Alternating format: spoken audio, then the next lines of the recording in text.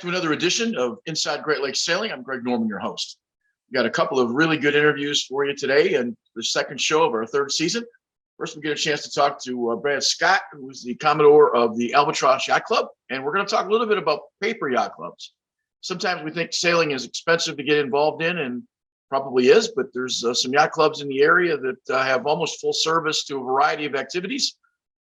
Might be surprised to find out it's only $50 to join. So we're going to talk to Brad and a little bit about his legacy and family and inside the Albatros Yacht Club. That was our first conversation. And our second conversation, we're going to spend some time with Tim Profit and some of the guys from the Midwest PHRF committee and talking a little bit about handicapping boats. I think this will be an eye-opener for a bunch of folks and kind of the guy who designed the program and a little bit about exactly what you need to do if you want to race this summer. So hopefully those will be great conversations, and then we'll be back in a second.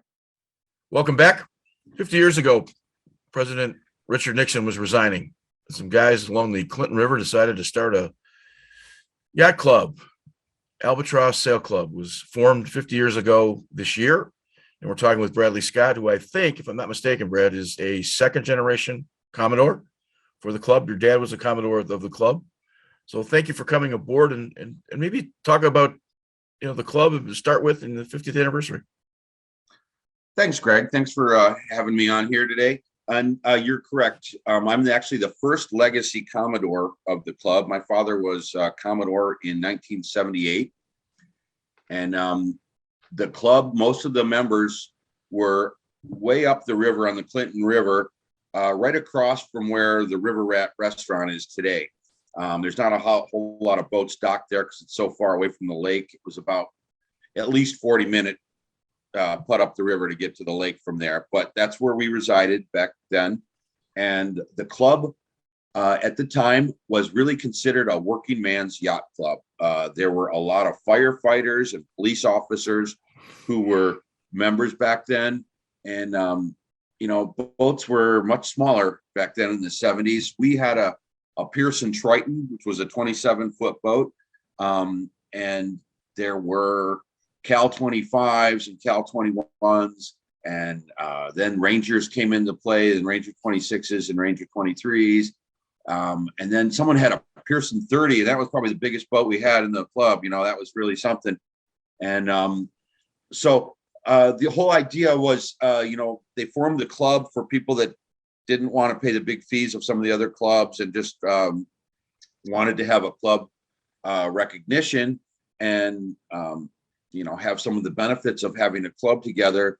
And we did a lot of cruising, a lot of different activities. And one of the best things I remember is we used to create this race called the traditional race. And it brought older boats together, wood boats. And then they split the class between wood and fiberglass. And these were traditional boats were considered a boat where the rudder was attached to the skeg, to the keel. So none of the spade rudders would have counted, but it was a fun race. And we raced over to the Thames River in Canada and spent the night, and just have a lot of great memories growing up and doing that. And some of the racing that we did and just the fun we had. And back then it seemed like racing and boating was more of a family thing. I got to know today.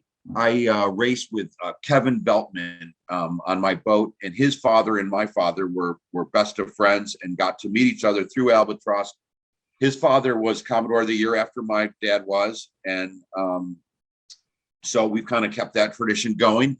However, neither one of us have children, so I can't say that I'm passing it along to my family, but I try and promote this sport and bring people aboard to race with me who aren't necessarily haven't done a lot of sailing in the past and are new to the sport. And so I feel that's my way of trying to promote the sport, is bringing new people on and letting them learn and teach them. And so I'm not looking for rock stars, and I don't have a war chest full of flags to prove it. So, but we have a lot of fun.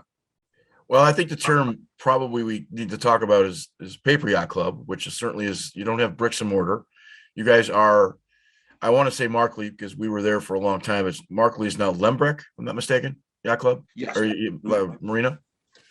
You guys are stationed essentially out of there, but talk a little bit what a Paper Yacht Club is. It's the same club that everybody else has. You just don't have bricks and mortar. That's correct, Greg. There's another couple of paper yacht clubs around the lake. And it was set up that way, and they didn't want to have a yacht club. They didn't want to increase the dues and the cost and the upkeep and all that of maintaining a facility. And our club has had some over the 50 years, like you said, this is our 50th anniversary of the club. It started in 1972. And it had a few rough spots along the way.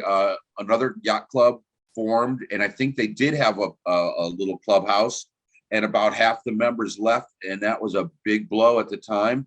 But we survived. That other yacht club is no longer around. They got kind of absorbed by North Star and Albatros, and so we're still around. We have a lot of members who are members of both Albatros and North Star. There's a lot of benefits to being a paper club. Obviously cost is a huge factor, and it's a great way for a sailor who wants to have some club membership but doesn't want huge dues to pay for a clubhouse. Me personally, I'm not a drinker, so going to clubhouses and hanging out at the bar isn't really something I'm all that interested in anyway. So, and I just moved across the river to Lambrecht Marina, so I will be close with my fellow club members there as well. You are a member of the Anchor Bay Yacht Rating Association. Is that a division of DYRA, or is that just another organization representing sail racing? That is another organization that is the governing body, I guess you could say, of Anchor Bay Yachting Association. But at this point, Anchor Bay Yachting Association is just Albatros and North Star Yacht Clubs. Yeah. You guys run a Top Gun series during the summer. You've got Skipper's meeting actually coming up, I think, April 29th. And so talk a little bit about the Top Gun series, and your relationship with North Star became closer in recent years than it was previous to maybe 5 or 6 years ago. Am I correct on that? You are, Greg. That's exactly what kind of transpired. We used to run exclusively the Tuesday night series, and it was just called the Tuesday night Albatros Tuesday night racing, and we've had that for years and years and years. And it was always open to other clubs, and North Star probably half the boats, if not more. And we decided they were also running a Wednesday night race, and we decided to combine forces and make it the Top Gun series for Tuesday.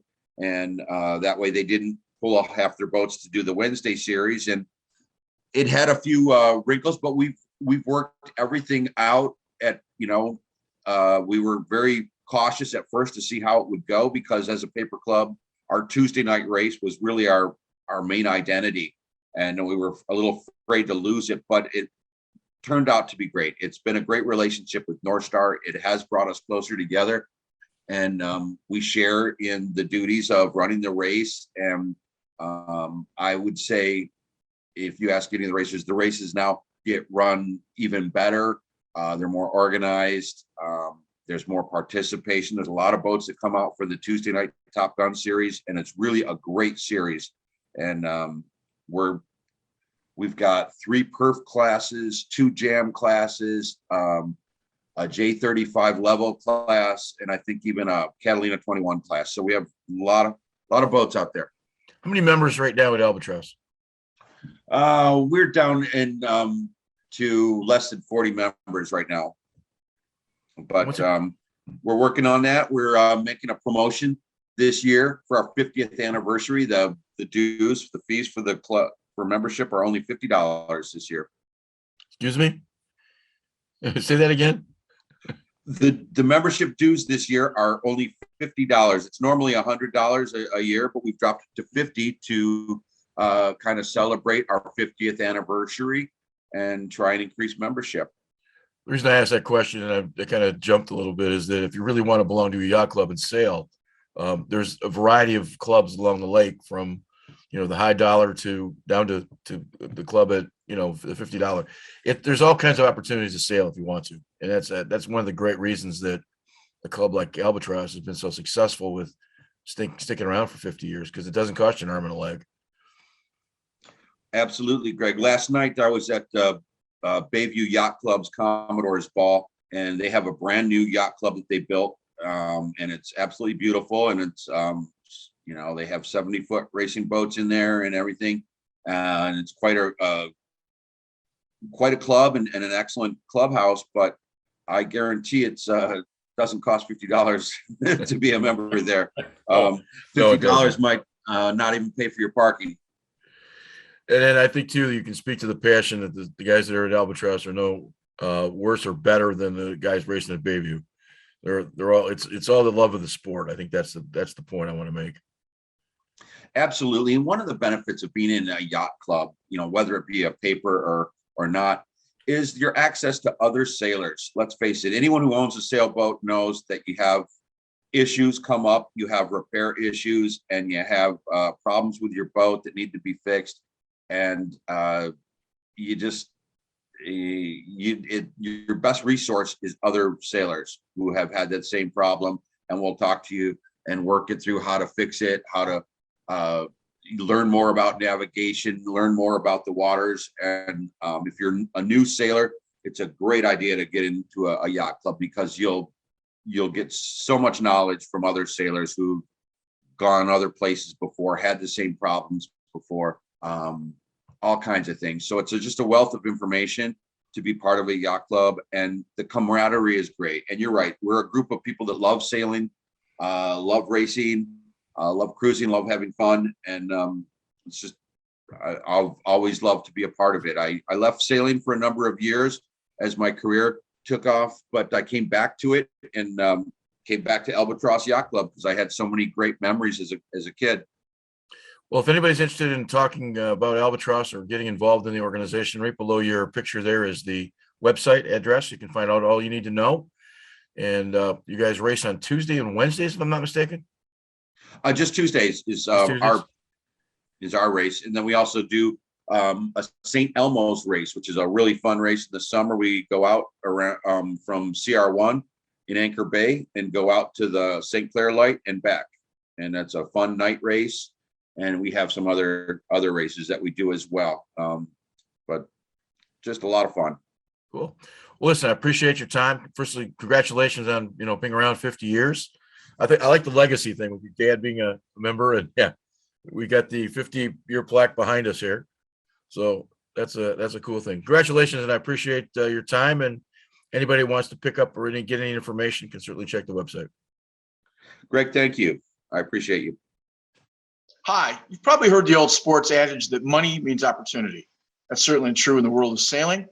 And right now, we don't solicit very often for opportunity, but we're going to try and do that today. If you've enjoyed Inside Great Lakes Sailing over the last couple of years, and what hopefully will be a good third season, we're asking you to jump on board a program that we're backing, and we hope that you'll take the time to do the same. If you're not familiar with Luke and Liam Walls, we interviewed them in the first season of our show. And both these Grosse Pointe student athletes are trying to make their way to the Olympic team. Well, that's a big, huge road to undertake. And part of that process is that they need some funding. They're on a 49er, which if you haven't seen it, looks like a giant praying mantis sailboat, if you're not familiar with it. And these are two of the nicest young men you'll ever be around. We're hoping if you've enjoyed even one segment of Inside Great Lakes Sailing, you will take the time to send them $1, $2, $3, or $4. We'll put the information up next to me here so that you can see that. You can talk to them about what they need. They're just looking for a little added support while they're going and finishing college. And we've had some Olympic stars come from our area. One of the guys that we've had great luck with is Borgari, who's an Olympian. And we're just hoping that you can support Luke and Liam. If that seems to make sense, then cool. If you've enjoyed any part of the show, we certainly would appreciate you supporting them. So thank you so much for listening, and we appreciate any consideration. Another segment here at the Inside Great Lakes Sailing Show, and we have got with us Dave Winnis, and we have Tim Profit. Tim's a former DYRA Commodore and a member of Bayview. And Dave, you are from Milwaukee and a part of South. Now I'll get it right. South Shore Yacht Club. South Shore Yacht Club. Yeah. And Dave, you are the Midwest. Give me the acronym correctly so I don't screw it up.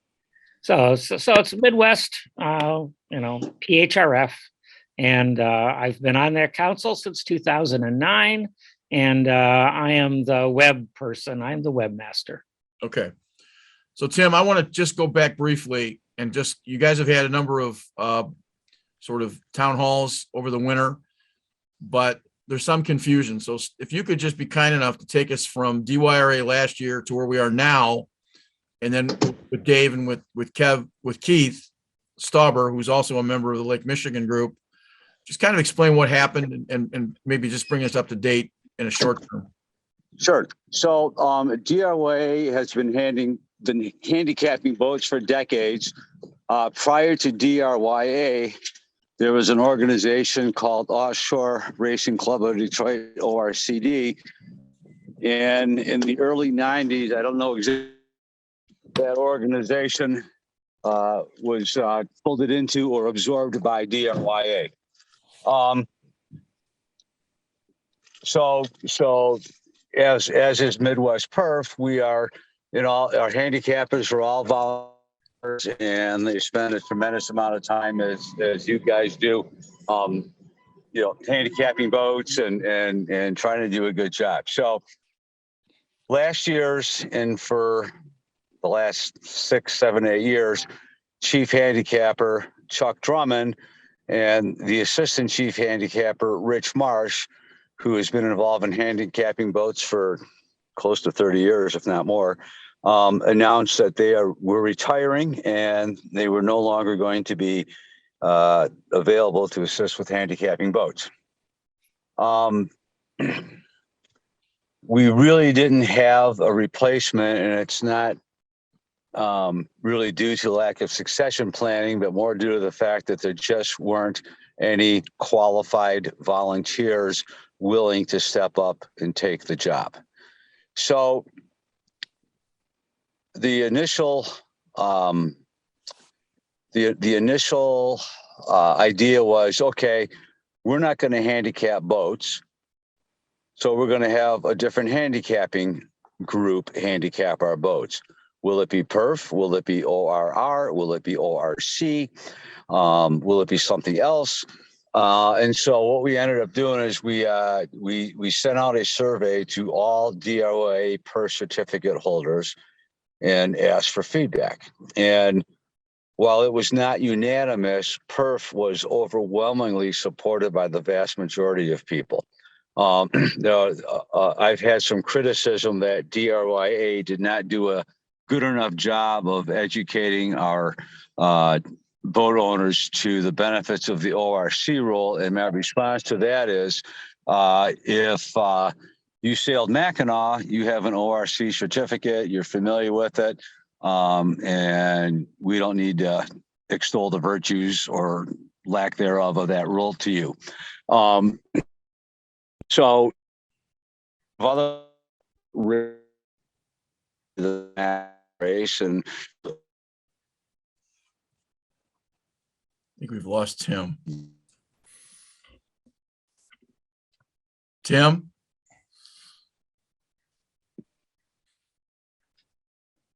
Have we lost Tim? do that.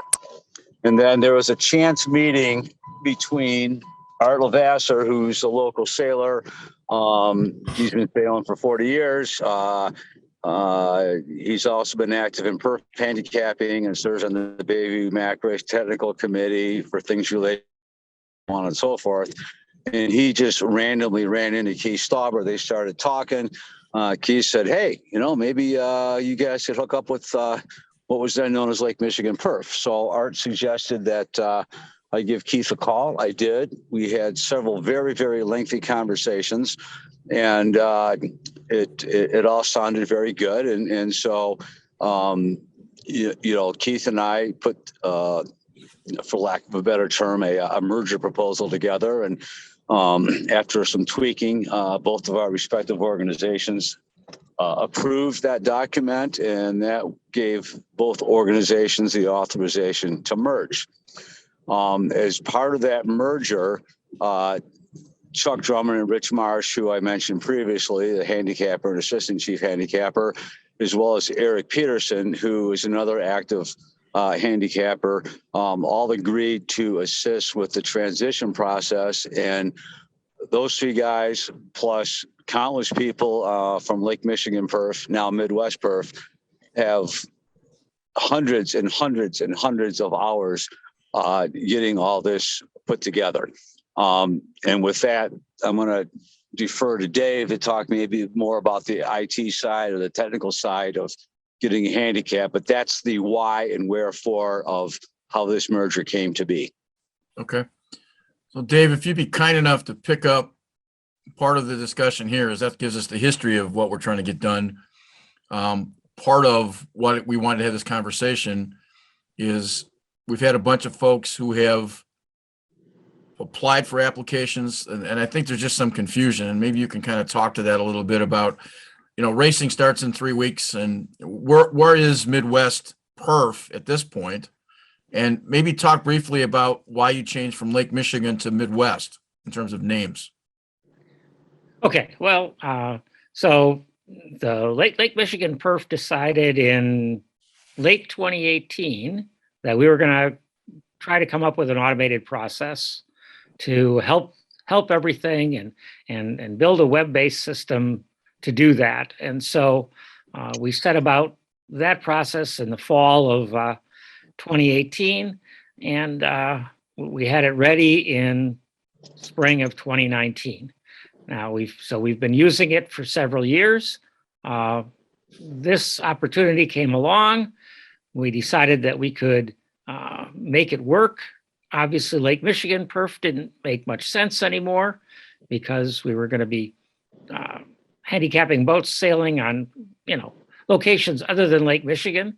We were already doing that, but on Lake Superior, but the majority of the boats were still Lake Michigan. And so we kicked around a number of and kind of settled on Midwest as the most generic we could to kind of imply that it's beyond Lake Michigan and Lake Superior and really includes a number of the other lakes, the Great Lakes. And in fact, we do handicap some boats that race beyond the Great Lakes on sections of the Mississippi River, or the St. Croix River, and as well as some inland lakes. So Midwest seemed to fit the bill. So that's why we decided upon Midwest Perf. We then went and I worked with the folks that Tim mentioned, Rich Marsh especially. Rich spent a ton of time going through the data that Midwest or that DRYA had. And so we skinnied that down to about 350 boats that we figured were likely to request renewals.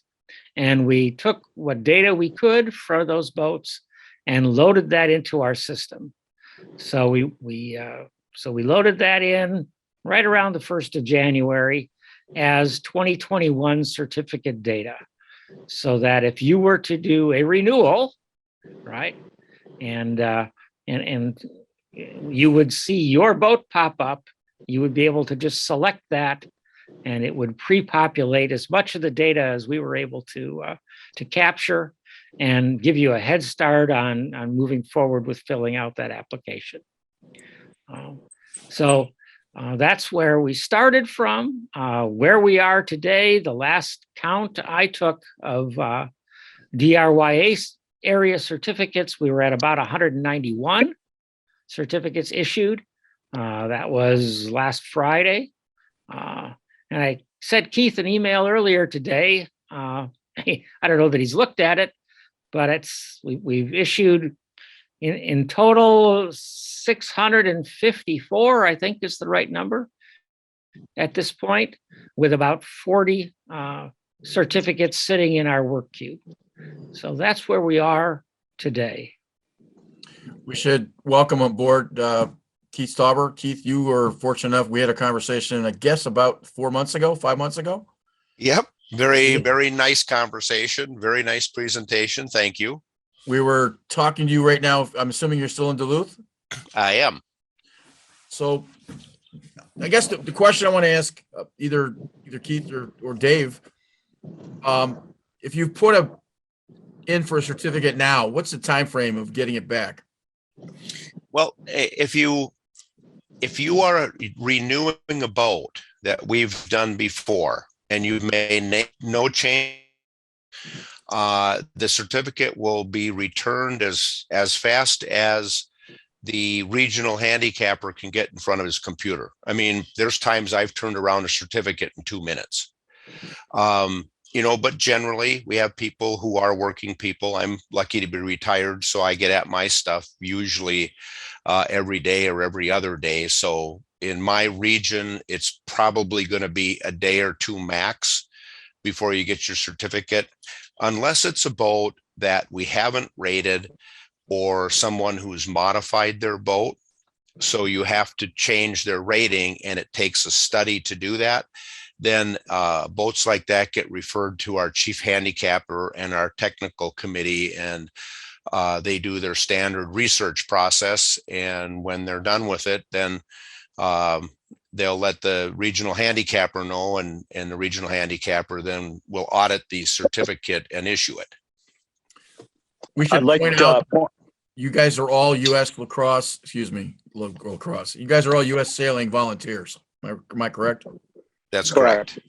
Hey, Greg, I just wanted to add a key statement. So this year, in the case of DRYA, part of that transition was to load every single 2021 DRYA PERF certificate holder's boat data into the Midwest PERF website. So every single DRYA PERF certificate holder from last year simply had to go in and renew. They did not have to start a whole new rating request process.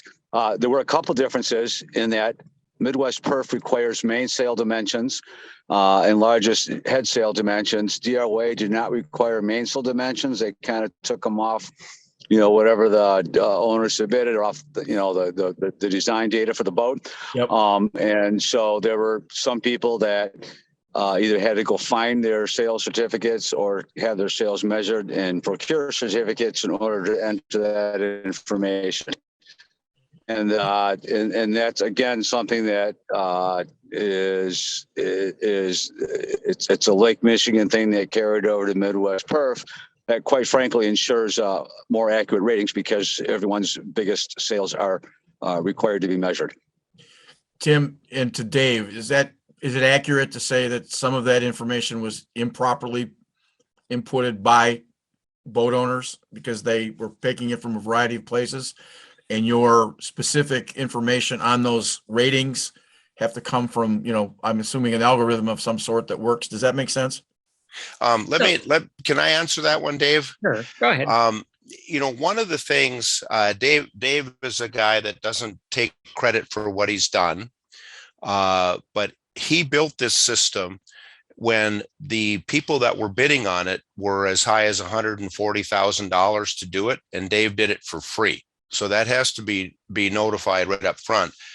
But what Dave built in is a comparison program that the regional handicapper sees. So we see what we know to be the base boat measurements. So if it's a J35, we know what those measurements are. Okay.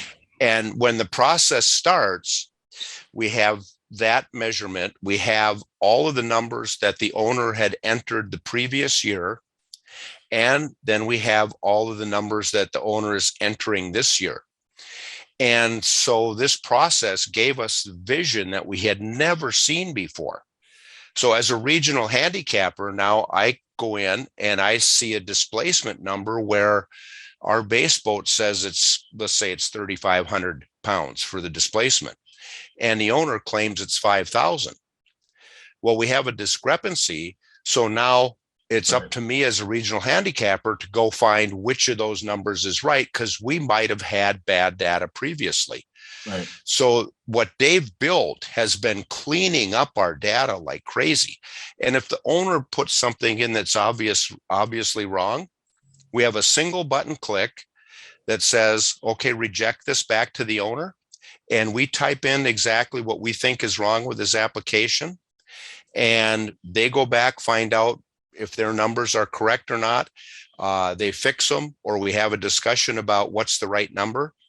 And the certificate comes back and it gets issued. So what Dave built is not only a system of that's easy to work, but it gives a complete comparison analysis that our handicappers never had before. So we've corrected a ton of data in our system just by being able to see all sides of it. I should point out that Dave is calling us from his pastor's office where he's laying cable, and Tim is in a car driving and make sure we get the message out. So this is certainly a labor of love, and I want that to be like sort of a prime understanding of that. It takes a little bit of time, and I understand that the importance of their certificates, but I just wanted, I've gotten a number of emails on some confusion, I think, just of the things you've already explained as to why the information, sort of part of the expression, but garbage in, garbage out. And if you're cleaning it up, that's part of that thing being accurate. And if you're going to get a better rating, Tim, to your thought, that's the right way to go. I guess is the easiest way to put it. Let me jump in after and say that the old system that Lake Michigan PHRF had, and the system that the database that DRYA was using, had design data, or what we call base boat data, mixed in with all of the individual boat data. So a single table row contained both individual boat data and design data. The new system, and from a database design standpoint, that's terrible. You should never do that, right? You should never duplicate data. And so this system has two main tables. It has a bunch of tables in it, but it has two database tables. One of them is individual boat data, and the other table is the design data. And so when someone does a renewal, however that works, if they have a new boat, they put that in there, and then we have to match their boat to the correct row or the correct piece of information in the base boat table, so that we can then work with the correct base handicap and all the adjustments, et cetera, et cetera. And so that has helped a lot, because there certainly on the Lake Michigan side, there were a ton of copy and paste errors that had occurred, not only in the individual boat data, but also in the base boat data. The other thing about the DRYA system is all they kept in their database was the most recent certificate data. We keep a history. So we have data going back to 2018. So if you were to look up a boat, any boat in our system, and you can look at their certificates going back several years. You can look at their handicaps, see how they've changed, look at the certificates. All that data is available to the public. And that helps too. If someone has bad data in there, if they're, I don't want to say cheating, but if they've fudged some data somewhere in there, their competitors will notice, and the competitors can look at their certificate and see what data that they've put in there. And if they've got a flat top main on their boat and the certificate data says that, their headboard's 6 inches wide, that's a problem, right? Right. What's the cost of a certificate? It's $35. Am I correct? We incentivize people to do it early. So it's $35 up until a certain date, and then it changes to $50. Okay. And we set that date this year at about April 15th. Okay. And Well, And we really do that because our handicappers want to get their boats ready and go sailing. They want to do this handicapping stuff in March. but Greg, to just talk to that cost a little bit, when we started and Dave first put the system together, our fees were like $65 for the early season and $75 or $80. So we've reduced costs from by over 50% for our certificate delivery, and it's faster. And with the processes we're using now, even at these reduced rates, we're still making more money than we're spending. Okay.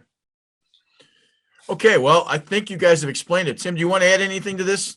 I'm assuming that you got to be happy with the change and in the direction where everybody's going. Yeah. So overall, we've had very, very few complaints. We had some people are just either don't read their email or are slightly technically challenged, and we've addressed all those issues. And so as far as I know, everyone's happy.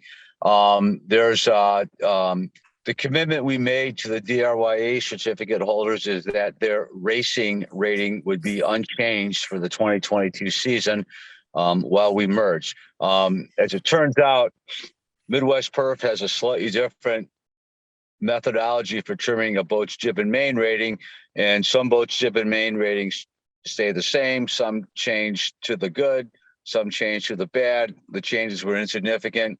There is one individual who's very unhappy with his jib and main rating, and I mean, there's only so much we can do. So the level of discontent is low. I mean, I got my certificate. It took me 8 minutes to do it, and that was after Keith rejected it 3 times because I screwed stuff up. So it's pretty simple. It's a learning process for everybody. But the reality is if we weren't able to do this, I don't know what we were going to do. Sailors as a group tend to be very value oriented. And so, for example, if a Cal 25 was going to get an ORC EZ certificate, it would cost them $75 the first year and $50 for each year of renewal. Okay. Compare that to $35 a year for a Midwest Perf certificate, which is, by the way, the same price as the DIY Perf certificates were. And so you think, well, what's $15? What's $40? Well, people look for value, and it doesn't matter if they can afford it or not. They look at what the value they receive for what they're spending. And the overwhelming response in Detroit was that Perf was a good value. Had we gone with ORC or ORR or a derivative of ORR, then that would have been the only rating game in town, because we weren't going to have multiple rating systems, and the host clubs would have all had to learn how to score under those new rating systems. And not everybody uses yacht scoring, and so there's a diverse set of club scorings systems that are used, and I'm not remotely familiar with them, so I can't describe them. And then to the folks that were really pushing for ORC, I would remind them that for the DRYA series, if enough ORC certificate holders were to get together and say, hey, we want to form an ORC class, can we have a start, they would very likely be granted one. So for those that are not happy with Perf and strongly prefer ORC, that option does exist, but they need to request it. As a primary cruiser, the acronyms to sail racing are almost as confusing as the amount of names there are for boat parts. It gets a little crazy. So Dave, I know you were going to take me through the application, but I since I'm not going to worry about a PHRF certificate, guys can get online. You took me through a little bit of it earlier, and it's really pretty basic. You just got to pay attention to what you're putting together, which is kind of what Tim alluded to. So I think you guys have given the viewers a real solid understanding of what the process is. I would leave it open if anybody's got any last comments. I don't have much else to ask.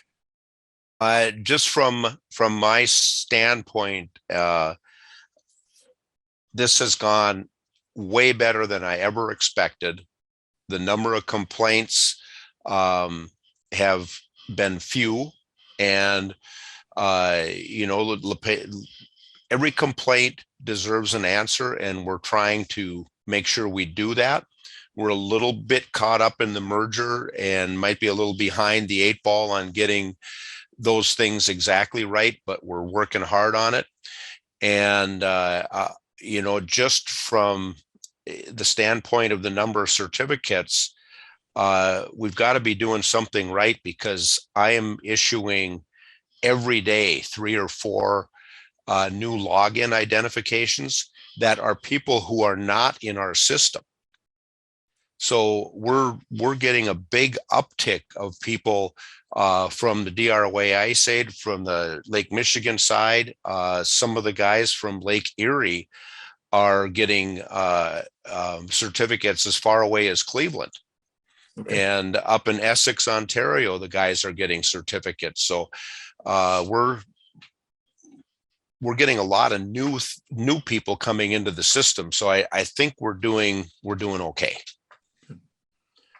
Dave, any closing comments?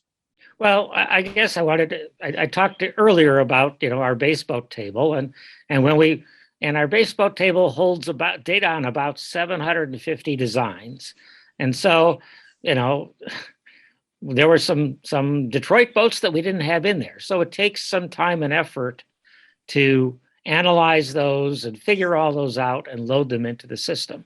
So if you happen to be a Detroit area person, and your standard boat definition was not in our system, that would have delayed creating your certificate. And we don't take those decisions lightly. We typically have those as a discussion within our council before we assign base ratings to those boats.